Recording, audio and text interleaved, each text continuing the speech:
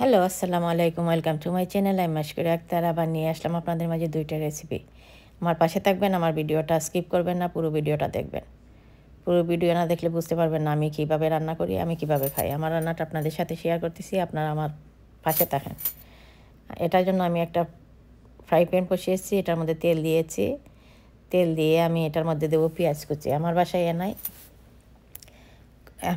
Blender করি নাই পেঁয়াজকে, তাই আমি পেঁয়াজ কুচি করে দিয়েছি। একটাই শুধুই ডাল আর লাউ রান্না করব, তাই আর করছি না।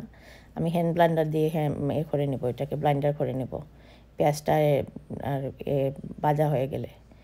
এটার মধ্যে আমি পেঁয়াজ দিয়েছি, তারপরে দিয়েছি রসুন বাটা দিয়েছি, দিয়ে এটার মধ্যে আমি দিব লবণ। লবণ দিয়ে আমি পেঁয়াজটাকে ভালোভাবে ভেজে নেব। ভাজা হয়ে গেলে এটার মধ্যে আমি একটু পানি দিয়ে তারপরে আমি একটা টমেটো কেটে দেবো। মানে অনেক মজাদার একটা লাউ আর ডালের, এটা স্যুপই বলতে পারেন। আমার বাচ্চারা স্যুপ বলে, অনেক মজা। ওরা এমনি এমনি খায় স্যুপের মতো। এখন আমার এই টমেটোটা সিদ্ধ হয়ে গেছে, এখন আমি হ্যান্ড ব্লেন্ডার দিয়ে ব্লেন্ড করে নিতেছি। ব্লেন্ড করে তারপরে আমি এটার সাথে গুঁড়া মশলাগুলো অ্যাড করবো। আমি ব্লেন্ডার করে নিয়েছি। এখন আমি এটার মধ্যে দিয়েছি ধনিয়ার গুঁড়ো, তারপরে দেবো একটু হলুদের গুঁড়ো আর একটু অল্প পরিমাণ জিরার গুঁড়ো। আর মরিচের গুঁড়ো দেবো না, লাউয়ের মধ্যে মরিচের গুঁড়ো না দিলে ভালো হয়। কাঁচামরিচ দিয়ে রান্না করলে ও মাই গড, অসাধারণ, অনেক মজা হয়। আপনারা আমার মতো রান্না করে খাবেন। আমি বলি না, আমার কাছে নতুন ট্রিক পাবেন। আমি যে কোনো জিনিস একটা নতুন নিয়ে আসি।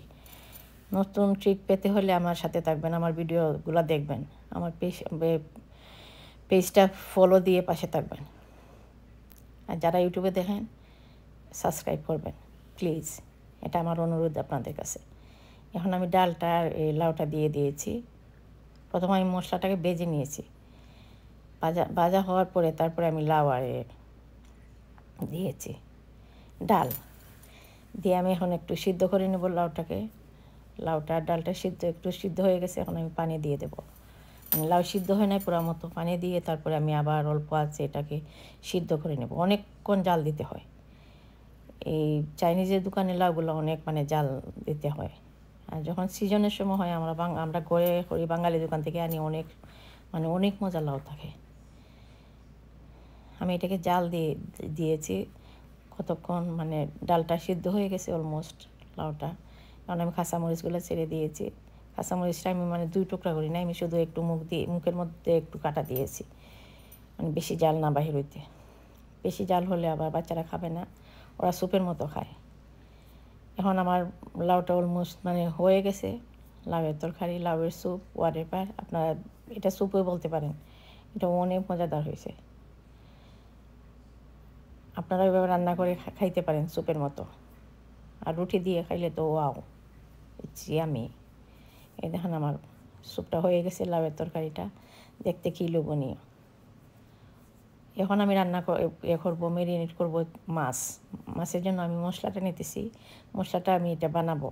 এটার মধ্যে পেঁয়াজ কুচি দিয়েছি, রসুন দিয়েছি, তারপরে লং গ্রিন মরিচ, কাঁচামরিচ, তারপরে ওই রেড পেপার, তারপরে দিব একটু আদা দিয়ে আমি এটাকে ভালোভাবে ভেজে নেব। ভেজে তারপর আমি এটাকে ব্লাইন্ডার করব। একটু লবণ দিয়ে ব্লাইন্ডার করে নিয়েছি। এটা আমি পুরাটা দেখাই নাই, শুধু একটু ঝলক দেখাইতেছি। এটা পুরো ভিডিও আছে মাছ আমি কীভাবে মেরিনেট করি, আপনারা চাইলে দেখে নিতে পারেন। যারা মেরিনেট করে ওভেন বেক করে খান, ওয়াও, এটা এত মজা হয়। এভাবে মেরিনেট করে তারপর একটু তেল দিয়ে আর ওভেনে দিয়ে দিবেন, 375 ডিগ্রিজ দিয়ে দেবেন। অনেক মজা হয়, রান্না করে খাবেন। ভালো থাকেন, সুস্থ থাকেন, আল্লাহ হাফেজ।